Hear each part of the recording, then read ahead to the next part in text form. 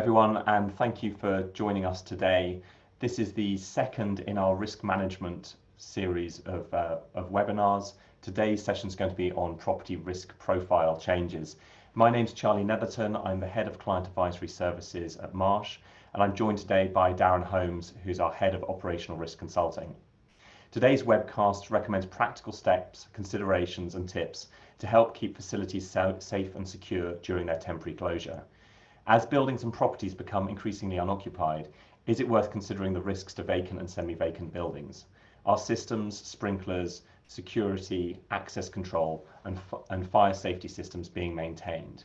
Today we'll discuss why proactively managing this and considering insurance renewal requirements should not be left to chance.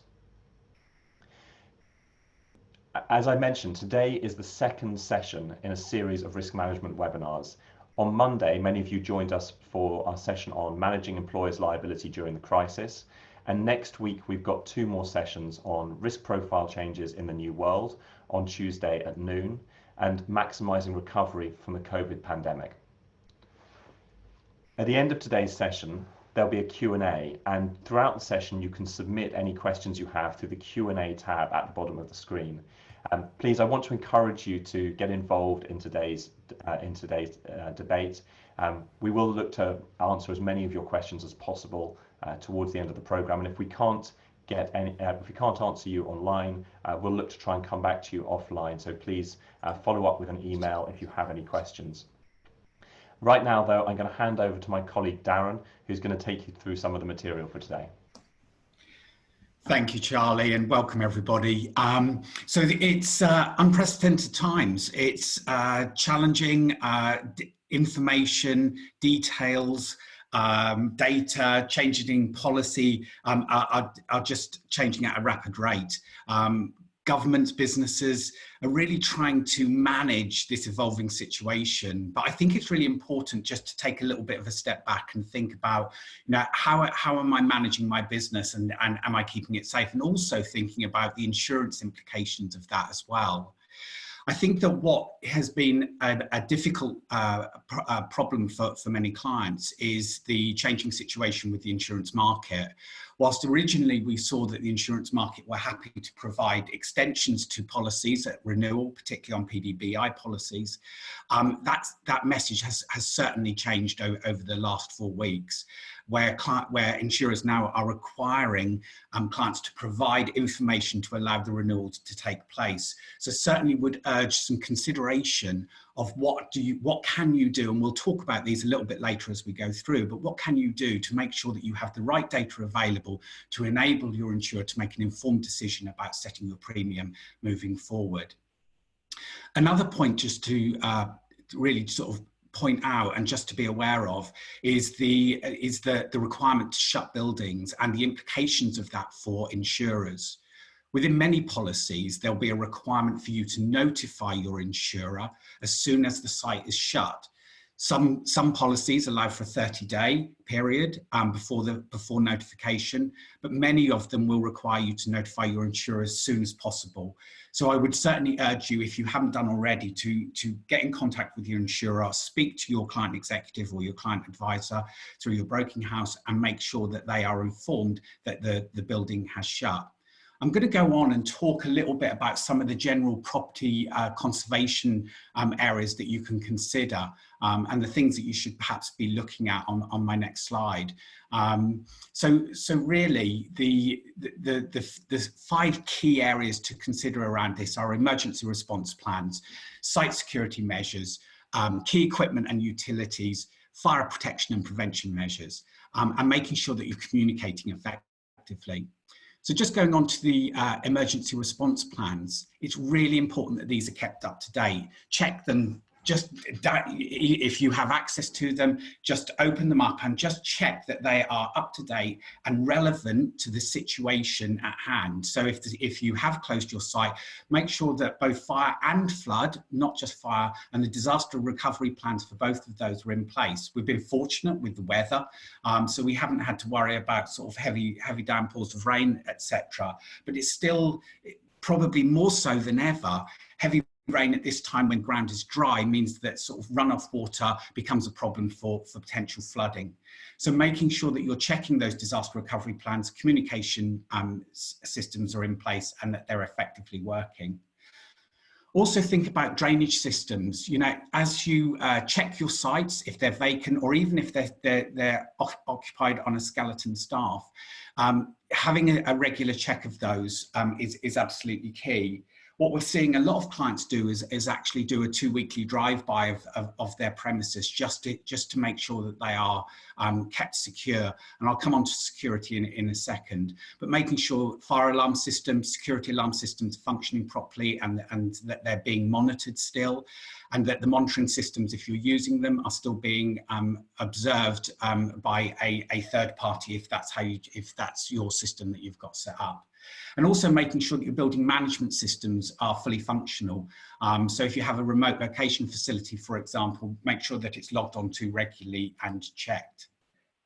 In terms of site security, think about site intrude alarms and video surveillance systems. Is video being recorded? Has it been checked?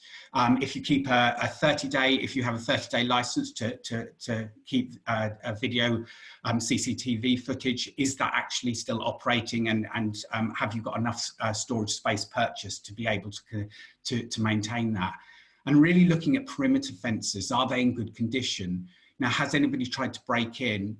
Typically, when people try to break into vacant properties, they monitor those properties over a period of time to really see who is coming on site, if people are on site, and are there times where there's nobody around. So making sure that your physical security is adequate and in good condition is absolutely key. So no gaps at sort of ground level where people can crawl through, and making sure that somebody is going around and checking perimeter doors and windows. What I would urge you to do is record these checks. One of the key issues is being able to evidence and demonstrate to the insurance market that you discharged your duty of care and you ensured that the premises was kept secure and safe and that doors were locked. It's quite easy where you have security on site for somebody to leave a door open and then realise too late and somebody has actually gained access to it when there's not actually that many people around and the emergency services are occupied with other issues during this lockdown. If you have a security centre, make sure that on-call staff are posted, are kept up to date and posted on all of the emergency service needs. This is really important to make sure they know what to do in an emergency and who to call. And make sure that interior and exterior lighting, particularly night lighting, is still active and still being used.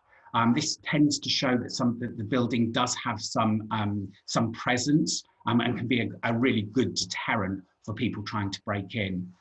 The other point I would really just make around this is think about some of the more high-risk areas of your business. If you have data or service centres in your buildings, make sure that those doors are kept secure and monitored and maintained so your data within your building is also secure. So it's not just about your premises, but it's about what's in the premises that you need to control as well. And think about permanent guarding should be considered at unmanned locations. You know, is there a possibility that you can put up fixed bollards? Like large concrete bollards that can be placed at entrances and exits just to prevent people just driving in and prevent access. And the other key point that I would make, a big concern for the insurance market at the moment is around fires in unoccupied premises. So making sure combustible materials are removed from the site and minimised so it's not a temptation for arsonists. Other areas to consider is around key equipment and utilities. So making sure that vital facility fuel tanks, for example, where you have backup generators, are topped up with diesel. These are particularly relevant where you've got fire pumps for sprinkler systems, and check that the emergency generators are still working. So a weekly check of those generators just to run them up and ensure that they're working and that you have access to a fuel supply should you need it, particularly in large warehouse locations is a really good point to make. And also think about the isolation of non-essential electrical and water supplies. Can these be cut off? Just on a point around water supplies, there are some concerns around water supplies and water standing stagnant in pipes. During this time of lockdown, systems won't be flushed or run, and checks probably won't be carried out by any supplier for your Legionella and Legionnaire's disease checks. So I would consider shutting down and draining down water supplies if that's possible. And if not, think about how can I get my water supply back up to date and make sure that my checks are carried out so that there's no risk of Legionnaire's disease when I do start to ramp up and prepare to open. And also thinking about keeping a register of drained and isolated systems so that if there is an emergency, the emergency services are aware of what is isolated and what is drained should they need to access any type of electrical pumped fire system. Making sure that all key equipment is regularly inspected. You may want to think about accessing thermographic electrical checks, but that's quite difficult in lockdown, particularly where people are running on skeleton staff. But really thinking about your documented the documented information that you have, and just reviewing that. Was there anything that was in need of repair prior to going into lockdown, and is there anything that you can do about it at this time? Just a point on fire protection before I move on to my next slide. I think this is quite challenging to manage. The argument is, well, the risk is reduced because I've got nobody working on site. So the risk actually comes from electrical systems overheating or arsonists. So really looking at your fire suppression system and alarm system to make sure that they're operational and carrying out the regular checks. If you have on-site security, informing the on-site security to run the fire alarm test and record that as necessary. Also making sure that you keep the effective function of the fire protection and detection systems and making sure that weekly test for sprinkler systems, if applicable, is carried out. This is certainly important for your insurance, where it's a requirement of the insurance to have an active and operational fire system in place. There's so much to talk about, and the one other point that I would make, and this was a really good piece of advice that I recently picked up from an insurer, and that is about making sure that no hot work is being undertaken in the facility at the moment. Even if you're operating on a skeleton staff, I would urge you to consider undertaking no hot work in the facility. This is not so much to do with the fact that that hot work is generally just a high hazard risk and a concern for insurers, but it's also about the availability of the emergency services to be able to attend your site in a timely manner, to be able to address any concern that might come of that. So just moving forward, I really wanted to talk about some of the work that we're doing with clients at the moment. I spoke at the beginning about insurers really pushing quite hard to have access to the right information to make informed decisions about premium setting on PDBI policies. We've done quite a bit of work and continue to work with clients to help address this, to make sure that access to this information is available, to enable them to place the risk into the market, but also give some confidence to the insurance market that the risk is being managed.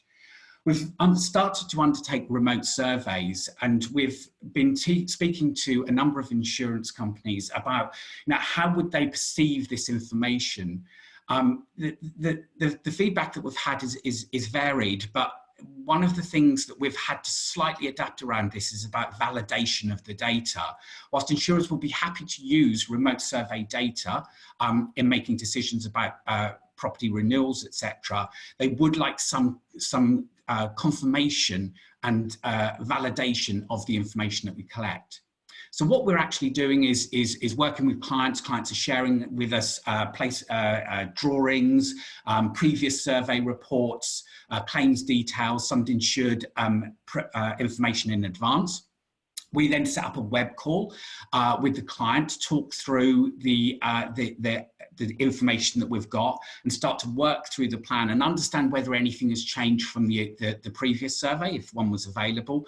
But where one wasn't, we can collect sort of standard COPE data, construction and operation data, which is useful in placing risk into the market. We can also carry out separate virtual site tours whilst we are in lockdown, there is still an argument that that work can be done, and we have all of the controls in place to actually keep people safe as we do that. So we have the procedures to make sure that we maintain social distancing, for example. And we can do this, and we can do the site tours by webcast, by streaming technology, FaceTime on iPhones and iPads, etc., and also using CCTV footage as evidence of the actual risk, and using this as a great way to be able to validate this type of data that we want to place into the market. We then carry out a closeout meeting at a later time and discuss any risk improvements, clarify any information. And again, this might require us to come and do a validation audit at the end of it, but that doesn't stop us submitting the information to the insurance market and discussing with you what that actually looks like. We can get, we then use our consultants to produce desktop reports, and we include loss estimates in that based on the previous information. I really wanted to just sort of jump forward and talk about some of the other work that we're doing around recommendation support. We are a team, we're a large team, can support globally. We're a team of over 900 people across the world. So we can actually provide support in any country that you're based in. Within the UK, we have a team of 12 people that are dedicated on property and project support. And we're more than happy to take calls with you, support you as much as we can at this time, and help develop site emergency plans, for example. NatCat is a big driver of cost of PDBI insurance at the moment, and there's work that we can do and modelling work that we can do to support you around that. And we can also help develop best practice documents. We have access to a huge portfolio of information. We work very closely with insurers, and we work closely with some of the leading insurers on property standards. So we can actually work to help build best practice documents for when we come out of lockdown and we start to move forward. We're actually starting to build a profile for you, which makes you a risk of choice and make you a keen interest of insurers to underwrite your risk moving forward. And we can also provide support and planning visits and stewardship support work for future renewals. As I keep mentioning, the insurance market is going through a tough time, and COVID-19 has come at a time when the market was already stretched to capacity, and we've seen constriction in the number of policies being placed around property and premiums going up. Now is a good time to start thinking about what you can do to manage your profile with those insurers and help try and drive and manage the premium setting at the point of renewal, whether your renewal's next year or whether your renewal's in 3 months' time. There's a lot of work that you can do to help argue your point and present yourself as a risk of choice. Another point I really wanted to just move on to was around valuations, plant and machinery valuations. A question that we're often asked is are my valuations accurate? Am I underinsured? Am I overinsured? So we're doing a lot of work with clients, and again, we can do this desktop remotely without having to access site buildings. As long as we have access to plans and building dimensions, but we do have other ways to be able to work around that. But making sure that your valuations are correct. We see a lot of talk around just adding 2.5% year on year to the valuations. But realistically, there is a point at which you probably or maybe overvaluing your portfolio of properties and paying too much insurance, which is not really necessary. There's a flip side to that. It's about making sure that you're paying enough, because your insurer will only pay out on insured values. So if you are underinsured and you have a loss, you will not be able to insure to the full reinstatement value of the property. We can deliver the reinstatement cost assessments to you and maintain the necessary social distancing between surveyors and site staff. An interesting point to note was the change in the government's position around the relaxing of rules around fire, for example, and statutory inspections. When it originally started, risk surveyors were not deemed to be key workers.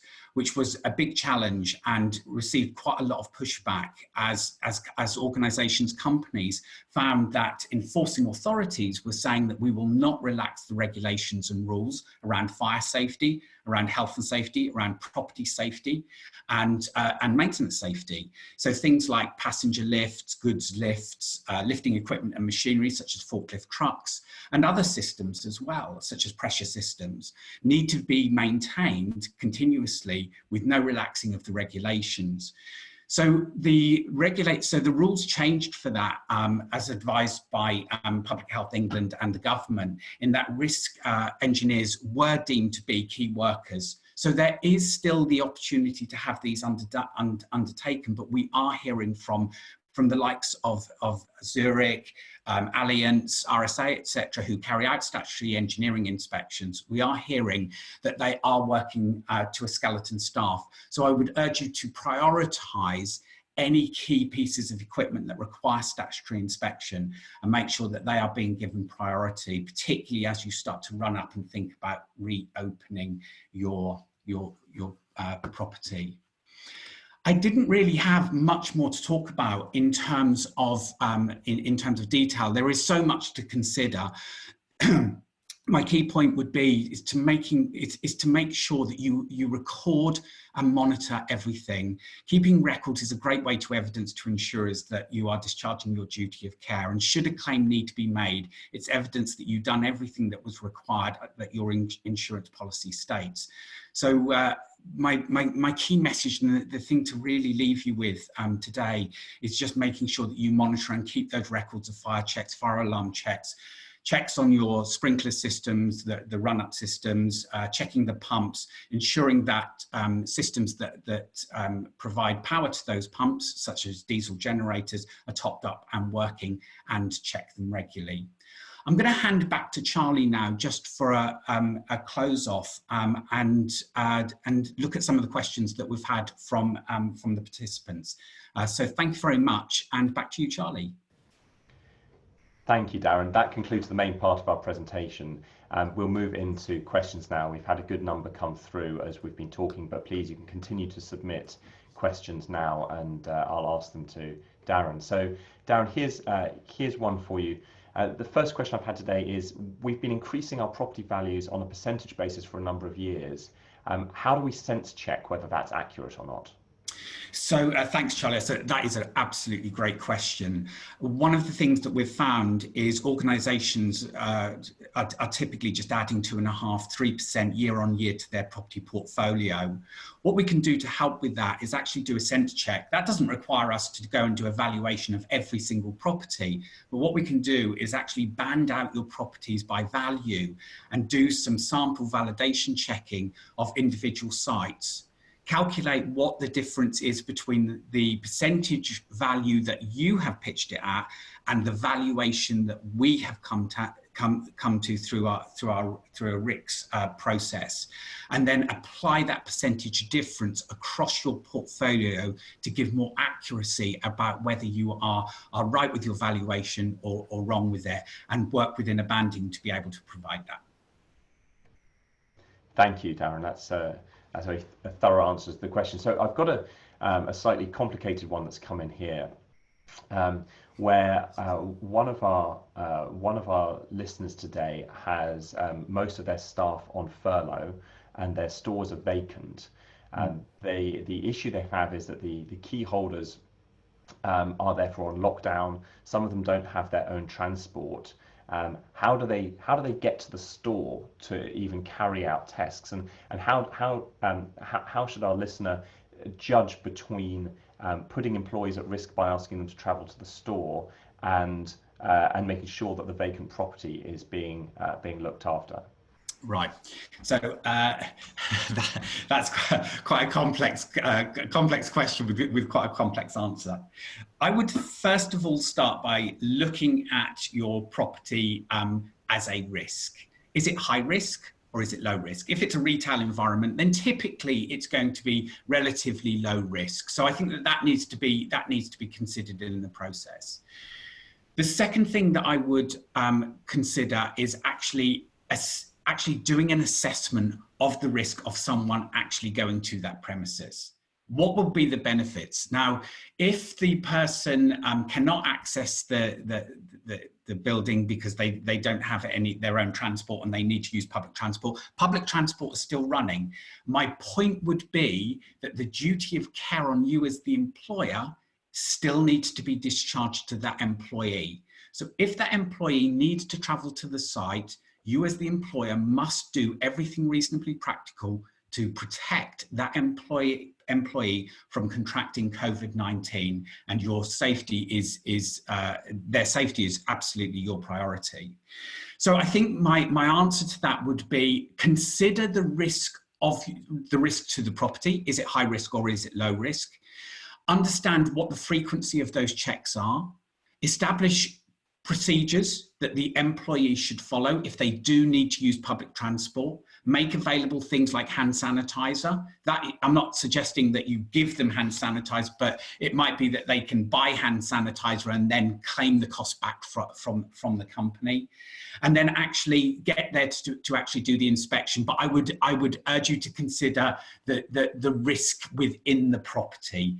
If it's a large multi-floor store, for example, then the risk will be higher, but making sure that you've got the controls in place to protect the person. I'm not sure if I've really answered the question, Charlie, because that was quite a long answer, but it has to be risk-based would be my summary of it.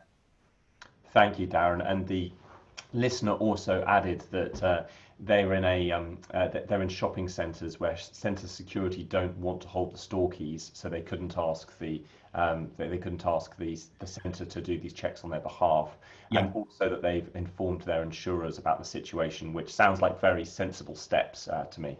It does indeed. And I think that if there is any doubt whatsoever, speak to your insurer. Your insurer's policy wording will be specific to your business, and all policies are slightly different. So I would always check with the insurer and ask the question about how they would suggest that you proceed with it. Great, thanks, Dan. I had another question come in. This one, we need some support working through our recommendations to ensure we spend our capex in the right area, particularly at this time when they're looking to ensure that they optimize their capex spend and be very careful about where they're spending. How should they think about this? So reach out to us. We're here to help you. We're here to support you. Whether you're a client of Marsh or not, we have a team of people that can support and help you, and a team of experts that specialise in this type of work. So pick up the phone and speak to us, and we'll support you wherever we can. And we can work on projects with you to help understand where that capex should be spent and how valuable that what the opportunities are for you to ensure that it's spent in the right way. Thank you, Darren. One here asking, do we provide advice on what FM preventative maintenance schedules should be in place for compliance? Yes, we can provide all of that information. Where we are very fortunate is both our property and our health and safety team work side by side, so we can provide full guidance on FM standards that you need to apply. So two questions here on sort of partial shutdown. I'll group them together for you. So the first is, if the premises is only partially shut down, i.e. certain portions are shut down, other portions still operating because it's an essential service, do they still need to notify the insurer? And also related to this, if a lift or lifting equipment is due a statutory inspection, but insurer engineers are unable or unwilling to carry out the inspection, should the equipment be used or closed off? So both of these sort of relating to partial closure and then the necessity for statutory inspections. Okay, so in terms of the building, I'll address that question first, and I will come back to statutory inspections because it's slightly more complex. In terms of the property, if the building is connected to another part of the building which is closed off, so you might be working in a warehouse attached to a retail outlet out front, for example, but the retail outlet is closed, but you're working in the back, that still becomes one premises. If the premises is separate and sits separate on any insurance policy, the part of that premises that is closed, if it relates to a separate insurance policy or a separate reinstatement value, then yes, you should notify the insurer, as that would become unoccupied. But if it's all under one building and is listed as one premises with one reinstatement value and you still have people operating in there, you do not need to let the insurer know. On the point around statutory inspections, the simple answer is, should you use lifts if they haven't been statutory inspected? The answer is absolutely not. The Health and Safety Executive have been absolutely clear in the application of the lifting operation, lifting equipment regulations and the provision of use and work equipment regulations, in that statutory inspections are still required and there'll be no relaxing of regulations or health and safety, irrespective of the current situation. So there are other organisations out there that can undertake statutory inspections. Again, I would speak to your insurer who hold your engineering policy and ask them what they advise.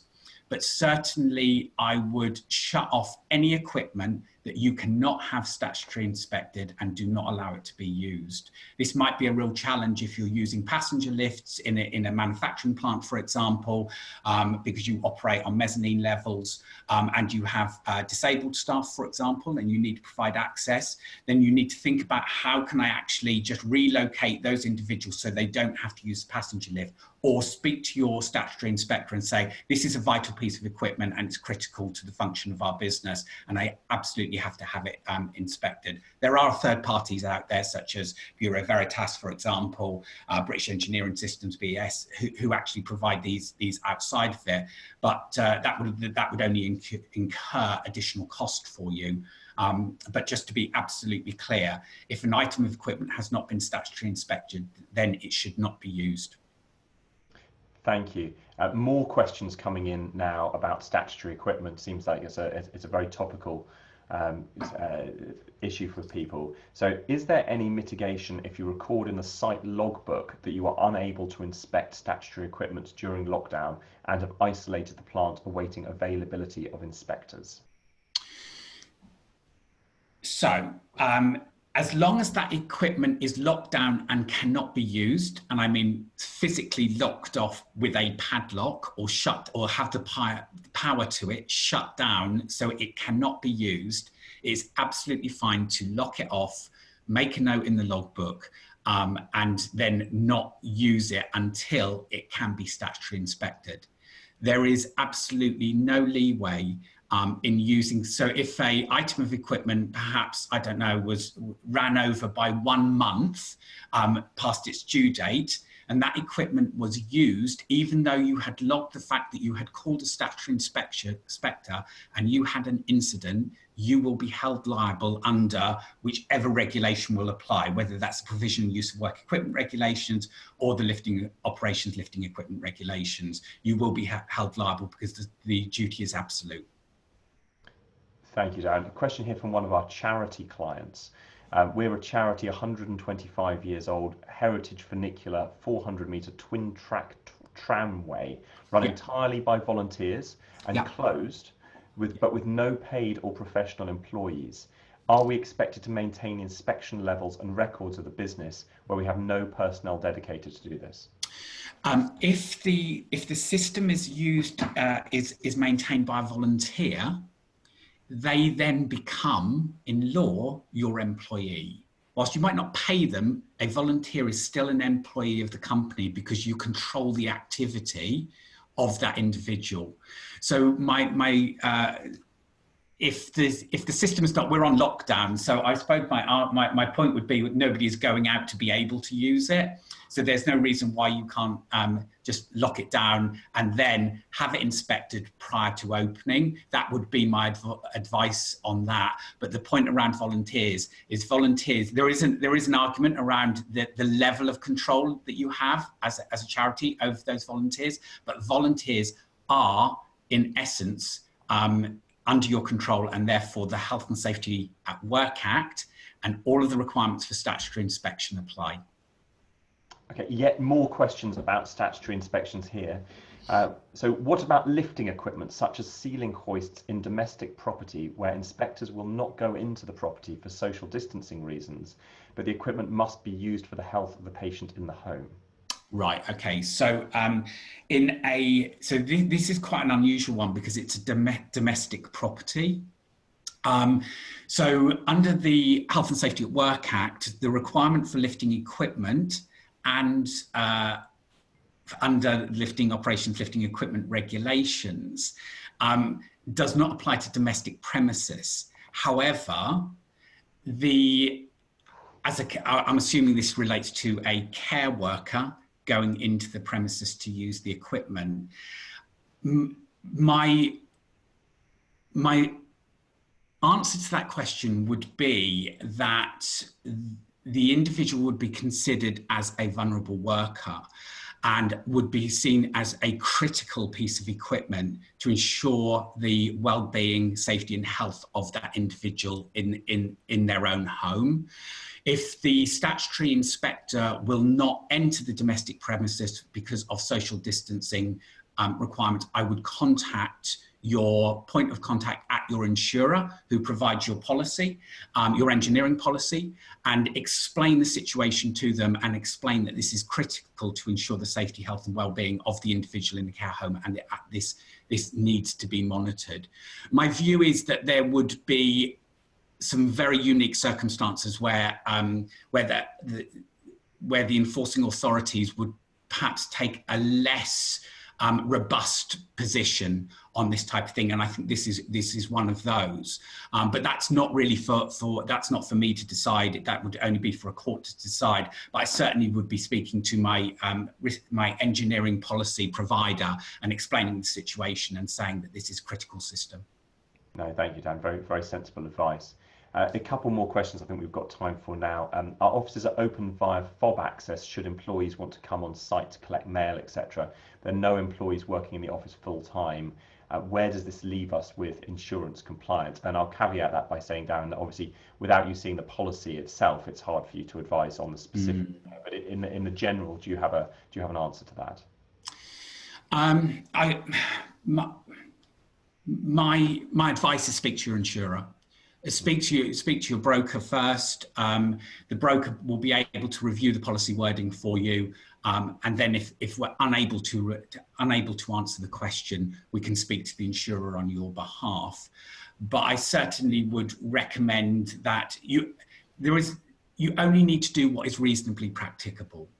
You can only discharge your duty of care to a certain level. And I think as long as you have fulfilled that and achieved that, I think that you've done everything that could reasonably be expected of you.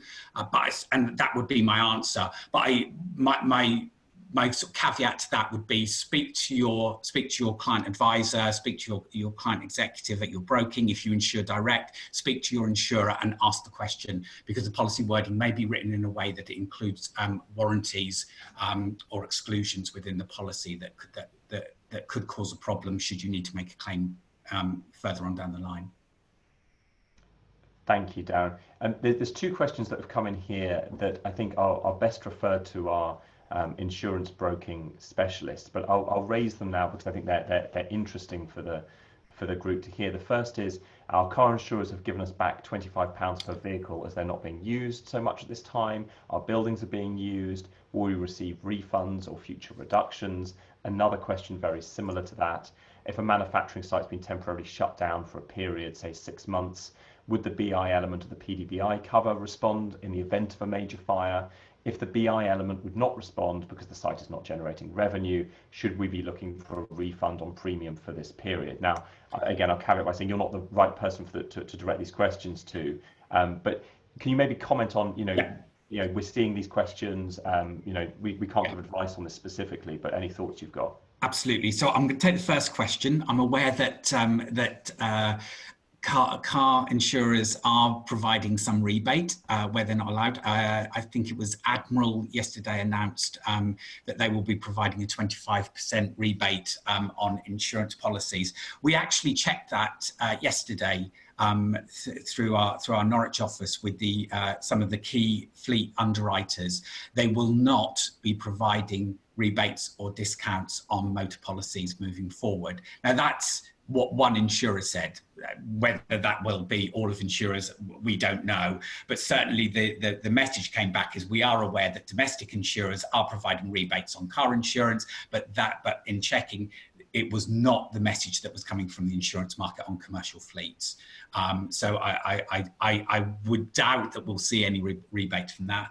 On the point around BI, that you're absolutely right, Charlie. That's a question for our broking team. My point would be is to refer back to your policy wording. BI policy wordings are very specific and very, very unique. You need to look at your policy wording on a case-by-case basis to understand whether the policy would pay out, but certainly something to refer back to one of our brokers.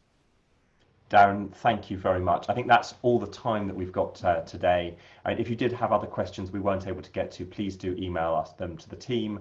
And similarly, on those 2 questions that were very specifically about policy response, please contact your insurance broking partner at Marsh directly, or send them to us, and we can redirect them to the right team for you. Darren, thank you so much for participating, and we got through a large number of questions, so that's always great to be able to do. And thank you everyone for joining us in what's surely a very busy time for all of us. We will be sending out a replay to everybody who registered. That will come out early next week. Please don't hesitate to reach out to your Marsh representative if you have any questions or concerns as we continue to work through the outbreak. And for any more information or resources that you need, please visit our COVID-19 resource hub on marsh.com/UK. Here you'll find our current thought leadership offering solutions and advice.